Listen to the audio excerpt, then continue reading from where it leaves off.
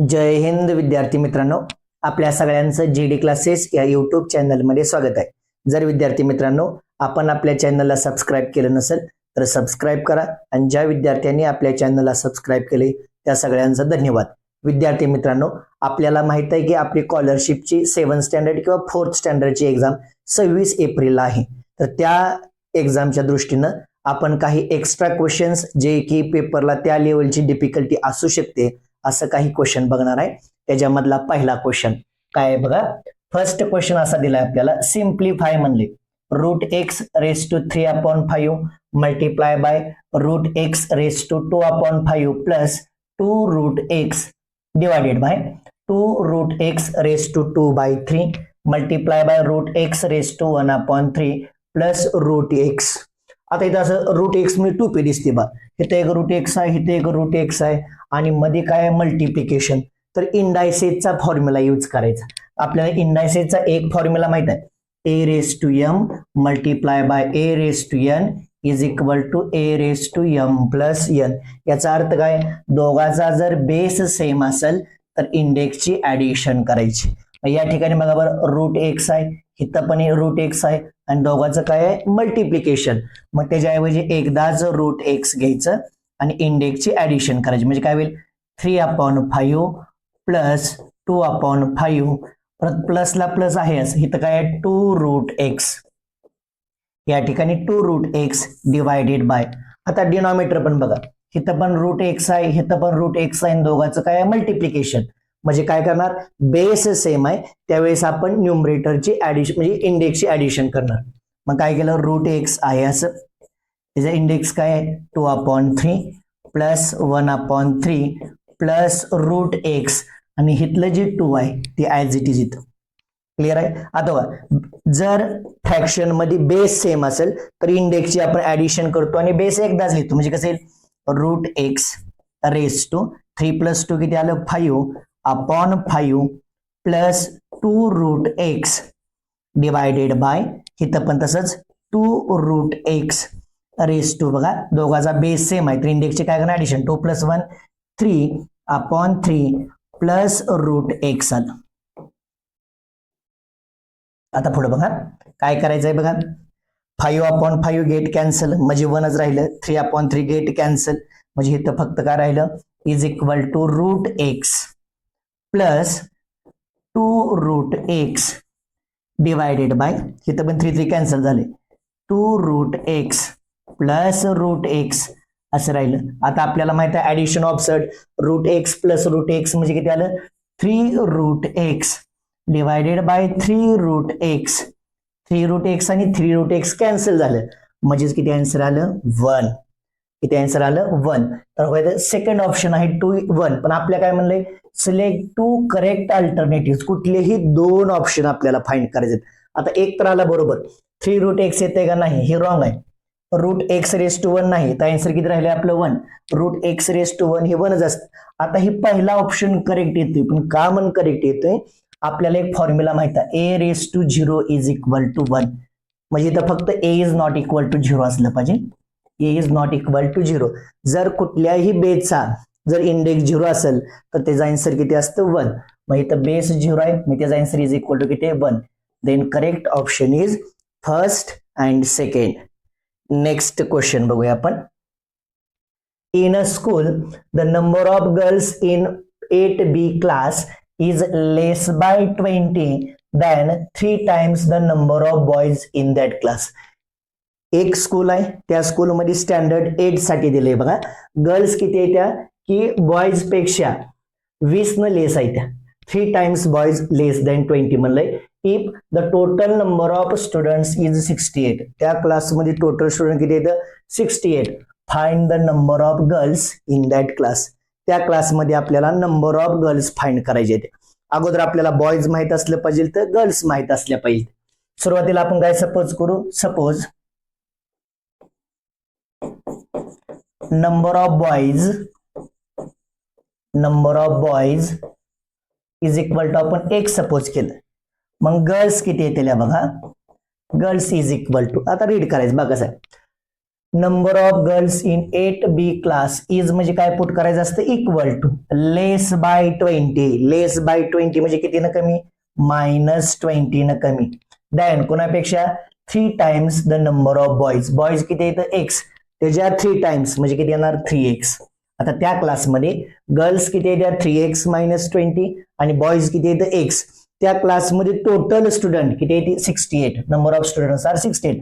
Total म्हणजे काय करणार ऍडिशन बॉईज प्लस गर्ल्स म्हणजे girls plus boys 3x - 20 is equal to किती आलं बघा 68.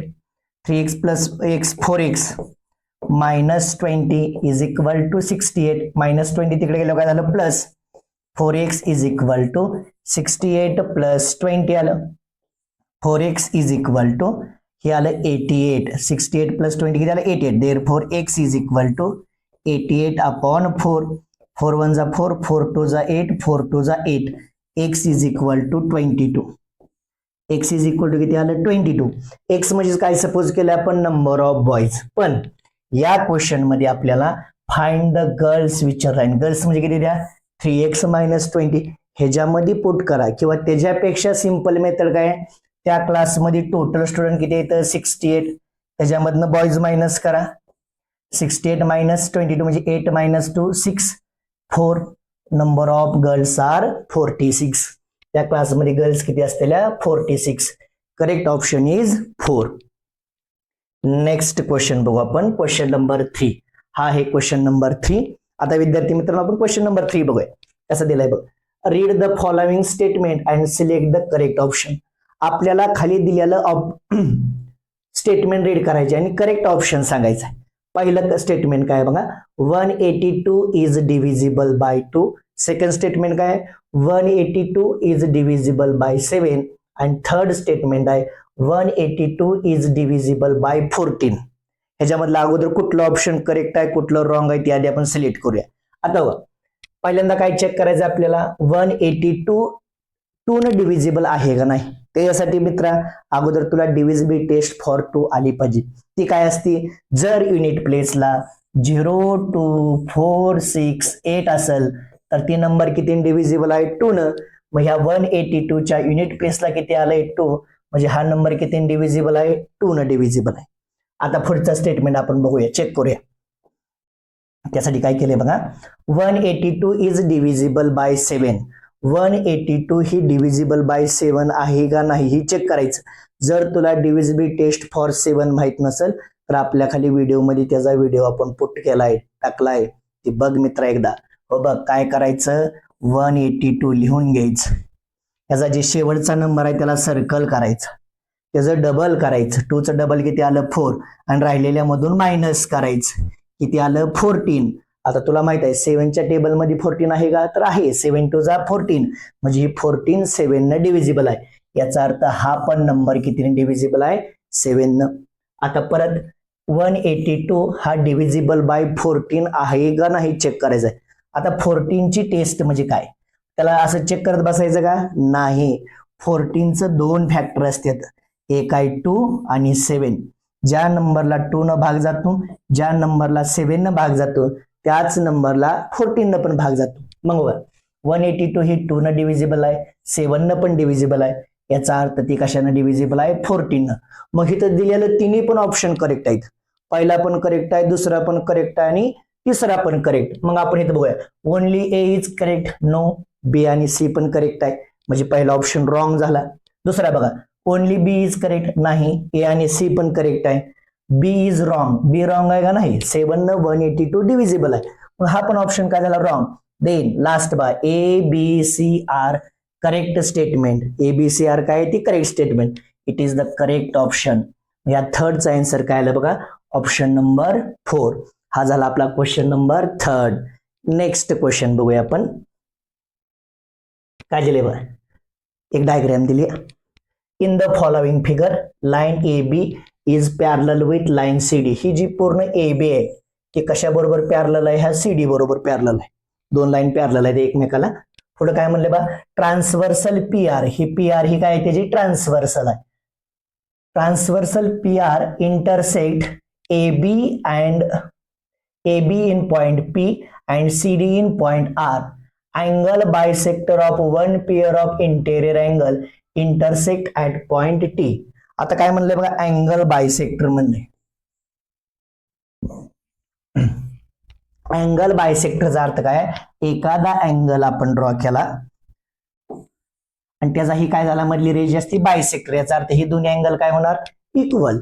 तसं बघ, ही जी एक मोठा अँगल आहे त्याचा ही रे आहे बायसेक्टर, अँगल बायसेक्टर, आणि हा पण काय आहे अँगल बायसेक्टर, आणि ह्या पॉइंट टी मध्ये काय होते तर इंटरसेक्ट.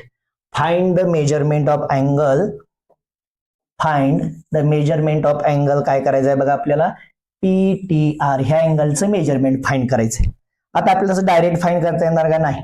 त्यासाठी एक सिंपल लॉजिक सांगतो तुम्हाला. असे आपण दोन पॅरलल लाईन ड्रॉ केले ते, बरोबर आहे. त्याच्यावरती ही काय आहे, ट्रान्सव्हर्सल आहे. त्याच्यावरती ही काय आहे, ट्रान्सव्हर्सल. आपल्याला पॅरलल लाईन आणि ट्रान्सव्हर्सलची एक प्रॉपर्टी माहित आहे, ह्या ज्या इंटेरियर अँगल्स आहेत आर सप्लिमेंटरी म्हणतो मी, त्याची बेरीज किती असणार आपली, सम 180 डिग्री. ह्या दोन अँगलची सम किती असेल, 180 डिग्री. मग समजा तात्पुरतं आपण ह्या अँगलला 60 डिग्री घेऊया आणि ह्या अँगलला 120 घेऊया. दोघांची सेम सम किती आली, 180 डिग्री. जर आपण इथनं असा बायसेक्टर ड्रॉ केला तर ह्याचं किती येईल, 30 डिग्री, आणि हा राहिलेला अँगल किती डिग्री येईल, 30 डिग्री.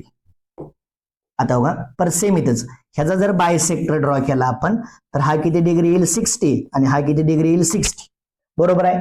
आपल्याला हा आतला अँगल फाइंड करायचा, हा अँगल. मग मला काय करायचं, हा परत आतला अँगल फाइंड करायचा. हा बघा इथं असं एक ट्रायंगल तयार झालाय, असा काय झालाय आपला ट्रायंगल. ही किती डिग्री आले, 30, हे किती डिग्री आले, 60 डिग्री. दोन्ही अँगल किती डिग्री येतं, एक आहे 30 डिग्री, एक आहे 60 डिग्री. ट्रायंगलची मित्रा तुला प्रॉपर्टी माहित आहे, काय ट्रायंगलची property, sum of all angles of triangle is 180 degree. सगळं म्हणजे ऑल अँगलची समची किती असते, 180 डिग्री. मग बघ 30 + 60 किती आलं, 90 डिग्री. मग अजून ह्याची किती राहणार, मग हा पण 90 डिग्री असेल. त्यावेळेसच किती डिग्री मेजरमेंट येते आपलं, 180 डिग्री. म्हणजे ह्या अँगलचं मेजरमेंट किती आलं, 90 degree. The correct option is fourth one is the correct option. हा झाला आपला नेक्स्ट क्वेश्चन. आता नेक्स्ट क्वेश्चन बघूया. The rate of sugar was increased by 25%. आपल्याला त्या शुगरचा रेट माहित नाही, पण किती पर्सेंट इन्क्रीज झालाय, 25%. As a result the sale decreased by 15%. शुगरचा रेट 25% वाढलाय 25%, आणि परत कितीने डिक्रीज केलाय, 15% डिक्रीज केलाय. What will be the overall effect on profit or loss in the term of percentage. तर त्याचा जे इफेक्ट आहे ते टर्म ऑफ पर्सेंटेज मध्ये फाइंड करायचा, लॉस झालाय का प्रॉफिट. आता त्या वस्तूची प्राइस माहित नाही तर आपण किती सपोज करणार, 100. किती रुपयानं वाढवली बघा, 25%. 25%चा अर्थ काय असतो, 25/100 म्हणजे 100ला 25 रुपये. त्याची प्राइस किती आता 100, तर किती पर्सेंट वाढवणार आहे आपण, 25%. मग आता किती पर्सेंट झाली, ह्याची प्राइस किती झाली, 125. वाढवलेली प्राइस किती झाली, 125. परत काय केलंय, ह्याला 15% डिक्रीज केली आहे. 15% ह्याला डिक्रीज करायचं, म्हणजे ह्याचं 15% फाइंड करायचं. 125चं 15% म्हणजे 15/100 आलं. 15/100. आता ह्याला डायरेक्ट डिवाइड करायचं नाही, ह्याला आपण मल्टिप्लाय करून बिफोर 2 डिजिट डेसिमल देऊया. 15 जा 75, कॅरीज 7. 15 2 जा किती आलं बघा, 30. 30 आणि 7 किती आलं, 37, कॅरीज 3. 15 1 जा 15 आणि 3 किती आलं, 18, आणि डिनॉमिनेटरचं 100. आता काय करायचं, बिफोर 2 डिजिट डेसिमल द्यायचं, म्हणजे ह्याचं किती आन्सर आलं, 18.75. म्हणजे आता 125 जी प्राइस आहे ती कितीनं कमी करावं लागेल, 18.75 न मायनस करावं लागेल. म्हणजे सबट्रॅक्शन करूया आपण. सबट्रॅक्शन कसं होईल बघा, आता वाढवलेली प्राइस किती आहे आपली, 125. त्याच्यावरती किती पर्सेंट डिस्काउंट दिलाय, 15%, म्हणजे 18.75 आपण त्याला डिस्काउंट दिलाय. आता एक इकडे गेलं का पैशामध्ये जाईल, ते किती होईल बघा, 100. म्हणजे इथे किती राहील, 124 राहील. 100 मधनं 75 गेल्यावर राहिले किती, 25 पॉईंट आहे याचं. 124 मधनं 18 गेल्यावर राहिले किती, 106. राहिले किती, 106. या क्वेश्चन मध्ये काय आहे, त्या दुकानदारानं 100 रुपये प्राइस ठरवली, 25 रुपयानं वाढवली 25%. म्हणजे किती केली, 125 रुपये. त्याची ओरिजिनल प्राइस किती आहे बघा, 100 आहे. तिनं वाढवली 25 न, म्हणजे प्राइस किती झाली 125. परत त्याच्यावरती थोडक्यात डिस्काउंट दिलाय 15%, म्हणजे किती रुपये डिस्काउंट दिलाय 18.75 रुपीज डिस्काउंट दिला. मग ती मायनस करून आता त्याला वस्तू कितीला सेल केली त्यानं 106.25 ला. मग बघा ओरिजिनल प्राइस किती 100, आता झाली किती विकले किती रुपयाला 106.25. याचा अर्थ त्याला प्रॉफिट झाले किती रुपये झाले बघा एक्स्ट्रा 6.25. किती झाले बघा 6.25%, म्हणजेच करेक्ट ऑप्शन इज सेकंड. त्याला किती रुपये प्रॉफिट झालं 6.25. नेक्स्ट क्वेश्चन दिला विद्यार्थी मित्रांनो आपल्याला, the ratio of supplementary angle and complementary angle of an angle is 13:4. Find the measure of that angle. आपल्याला काय करायचं आहे, एक अँगल दिलाय त्याचा सप्लिमेंटरी अँगल फाइंड करायचा, कॉम्प्लिमेंटरी अँगल फाइंड करायचा आणि त्याचा रेशो कशा बरोबर घ्यायचा आहे 13:4 बरोबर. Find the measure of that angle. That angle म्हणजे कुठला गिव्हन अँगल. आता ह्या कंडिशन मध्ये बघा आपल्याला गिव्हन अँगल माहित नाही, तर सपोज करू आपण given angle is equal to x degree. त्याचा कॉम्प्लिमेंटरी अँगल काय असेल, कॉम्प्लिमेंटरी अँगल म्हणजे काय sum of two angle is 90 degree. त्यातनं 90 डिग्री मायनस करायचं 90 मायनस x डिग्री. हा झाला गिव्हन अँगल. आता त्याचा सप्लिमेंटरी अँगल कसा होईल 180 मायनस x. 180 मायनस एक्स म्हणजे काय दोन अँगलची सम किती असती 180. त्याच्यामधनं काय केलं आपण गिव्हन अँगल मायनस केला. हे आपला कॉम्प्लिमेंटरी अँगल झाला, सप्लिमेंटरी अँगल झाला. आता स्टेटमेंट रीड करायचं, the ratio of supplementary angle to the complementary angle. वरती घ्यायचा सप्लिमेंटरी अँगल, डाऊन साइडला घ्यायचा कॉम्प्लिमेंटरी अँगल. ती किती आहे 13:4. इथे 13:4. आता सप्लिमेंटरी अँगल किती आहे बघा 180 मायनस एक्स. कॉम्प्लिमेंटरी अँगल किती आहे 90 minus x is equal to किती आलं 13/4. आता ह्याचं काय करायचं क्रॉस मल्टिप्लिकेशन करायचं. ह्याचं काय करणार आपण क्रॉस मल्टिप्लिकेशन म्हणजे कसं बघा 4 ह्याला इकडे मल्टिप्लाय करायचं, ह्याला इकडे मल्टिप्लाय करायचं. 4 inside the bracket 180 minus x is equal to 13 inside the bracket 90 minus x. आता काय करूया आपण त्याचं मल्टिप्लिकेशन करूया. आता काय करणार त्याचं आपण मल्टिप्लिकेशन, ह्याने ह्याला मल्टिप्लाय 18 4 जा किती असतं बघा 72. 0 ला 0 आहे असं 4 into x it is 4x. 13 9 जा किती येईल 117. 0 ला 0 आहे असं मायनस 13x. आता अरेंजमेंट करायचं मायनस 4x इकडे आल्या काय होईल plus 13x is equal to 1170 आहे असं, इकडे गेल्यावर काय होईल मायनस होईल. आता प्लस मायनस मायनस 13 मधनं 4 गेल्यावर किती झालं 9x is equal to 1170 minus 720 करायचं. 0 ला 0 आहे 7 मधनं 2 गेल्यावर 5 आणि 11 मधनं 7 गेल्यावर 4 आलं 450. आता आपल्याला कशी व्हॅल्यू फाइंड करायची x ची. x is equal to 450 upon 9. 9 1 जा 9, 9 च्या टेबल मध्ये 45 आहे. 9 1 जा 9, 9 5 जा 45 आणि 0. x इज इक्वल टू आलं 50. x ची व्हॅल्यू काय आली 50. या क्वेश्चन मध्ये आपण x काय सपोज केले बघा गिव्हन अँगल आणि आपल्याला तीच फाइंड करायचं. Find that angle. ते अँगल किती डिग्री आहे 50 degree. The correct option is second. Next question बघू आपण. दोन क्वेश्चन आहेत इथं. The measure of central angle is 135. Find the measure of the corresponding major angle. आपल्याला काय केलंय सेंट्रल अँगलचे मेजरमेंट फाइंड केले दिले. आता असा एक सर्कल आहे, की काय केलं बघा आपण सर्कल एक ड्रॉ करूया. असा सर्कल आहे. त्या सर्कल मध्ये आपल्या काय म्हणलं सेंट्रल अँगल कुठेतरी आपण एक असं सेंटर घेऊया आणि त्याचा असा हे सेंट्रल अँगल घेतला. Angle made with centre by 2 radius is the central angle. हा सेंट्रल अँगल किती डिग्री आहे बघा 135 डिग्री. तर ह्या आर्कचं पण मेजर किती असतं 135 डिग्री. किती असतं 135. Find the measure of the corresponding. ह्या आर्कची करस्पॉन्डिंग अँगल आर्क म्हणजे ही आहे हे आपल्याला फाइंड करायची. आता तुम्हाला माहिती आहे ह्या पूर्ण सर्कलचं मेजरमेंट किती आहे 360 डिग्री. त्यातनं हे 135 मायनस करायचं. 10 मायनस किती होईल बघा 5.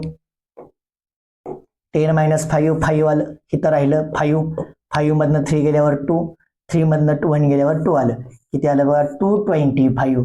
Correct option is 4. हा सिंपल क्वेश्चन होता. सेंट्रल अँगल आपण ड्रॉ करायचा आणि ह्या दोघांची सम जे आहेत ना त्याने एक मायनर किंवा मेजर कुठल्याच एकाच मायनस करा, किंवा मग तुम्हाला फॉर्म्युला आहे measure of minor arc plus measure of major arc is equal to 360. इतकं अवघडकडे जायचं नाही, या सिंपल मेथडने सॉल्व्ह करायचं. आता काय म्हणले बघा second question. A shopkeeper purchased 50 dozens notebook. एक शॉपकीपर आहे, त्यानं काय केलंय 50 डझन नोटबुक घेतलेले at the rate of 200 per dozen. एका डझनची प्राइस किती आहे बघा, एका डझनची प्राइस किती आहे 200 rupees. Rupees 200. All the notebook were sold at the rate of 225 per dozen.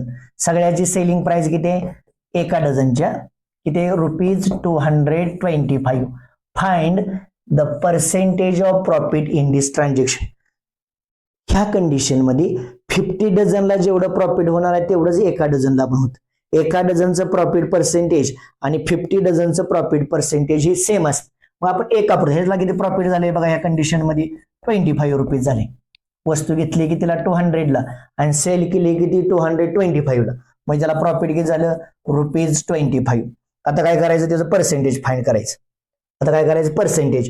Profit पर्सेंटेजचा formula तुम्हाला माहित आहे काय असतो बघा, वरती घ्यायचं profit divided by cost price of 1 dozen. बरोबर आहे. मग ही सीपी किती प्रॉफिट किती मल्टिप्लाय बाय 100 हा पर्सेंटेज मध्ये किती आलं बघा 25 रुपीज प्रॉफिट. कॉस्ट प्राइस आहे 200 मल्टिप्लाय बाय काय येईल 100. ह्या 20 ला ही 20 कॅन्सल. 25 अपॉन 2 आलं, डिवाइड करा. 2 1 जा 2 2 2 जा 4 राहिले 1, त्याच्यावरती 0 घेतलं म्हणजे 0.5 आलं इज इक्वल टू 12.5% काय झालंय प्रॉफिट. असा ऑप्शन नंबर किती आहे बघा थर्ड. त्या शॉपकीपरला किती प्रॉफिट झालं 12.5%. नेक्स्ट क्वेश्चन बघूया. The radius of circle with centre O is 13 अगोदर एक सर्कल ड्रॉ करूया आपण. हा सर्कल आहे. काय म्हणलंय बघा the radius of circle with centre O is 13 centimetre. The distance of chord from the centre is 5 centimetre म्हणले. काय केलंय आता काय करू आपण एक सेंटर ड्रॉ करूया. अगोदर बघा एक अशी कॉर्ड ड्रॉ केलो आपण. बरोबर आहे. पुढे काय म्हणलंय बघा the distance of chord from the centre. ह्या कॉर्डचं ह्या सेंटर पासून डिस्टन्स किती सांगितलं आपल्याला 5 सेंटीमीटर. त्याची रेडियस म्हणजे ही घेऊया आपण रेडियस ती किती 13 centimetre. Find the length of chord. ह्या कॉर्डची काय करायचं लेंथ. आता सर्कलची एक प्रॉपर्टी माहित आहे. A segment joining centre of the circle to the chord bisect the chord, किंवा ती काय असते परपेंडिक्युलर. याचा अर्थ हे आणि हे काय आहे इक्वल आहे. इथे हे काय असते परपेंडिक्युलर बायसेक्टर. म्हणजे हा जी ट्रायंगल आहे कुठला कसं नाही ABC घ्या तुम्ही. हा कसला ट्रायंगल आहे राईट अँगल ट्रायंगल. मग बाय युजिंग पायथागोरस थेरम हे काय करणार तुम्ही सॉल्व्ह करणार. हायपोटेनियस स्क्वेअर म्हणजे 13 चा square is equal to base square म्हणजे BC चा स्क्वेअर प्लस ही हाईट आहे हाईटचा स्क्वेअर म्हणजे 5 चा स्क्वेअर. 13 चा स्क्वेअर किती 169 बेसचा स्क्वेअर आहे असं आणि हे किती आलं 25. इकडे आल्यावर काय होईल minus 169 minus 25 is equal to BC square. आता काय करायचं सबट्रॅक्शन करा. किती येईल बघा 169 मधनं जर 25 गेलं तर इथं आलं 9 मध्ये 4 9 मधनं 5 गेलं 4 आलं 6 हे आलं 4 आणि 1 144 is equal to BC square. आपल्याला BC फाइंड करायचा आहे BC स्क्वेअर नाही. मग काय करणार taking square root on both side. BC is equal to 144 चं स्क्वेअर रूट असतं 12. BC किती आलं 12 तर ही पण किती असेल 12 असते. 12 प्लस 12 किती आलं बघा 24. किती आलं 24. Therefore length of chord is 24. आपण आज एवढं क्वेश्चन बघितले बघा मित्रांनो. जर आपल्याला हे क्वेश्चन आवडला असेल तर व्हिडिओला लाईक करा, शेअर करा आणि आपल्या चॅनलला सबस्क्राईब करा. तोपर्यंत जय हिंद, जय महाराष्ट्र.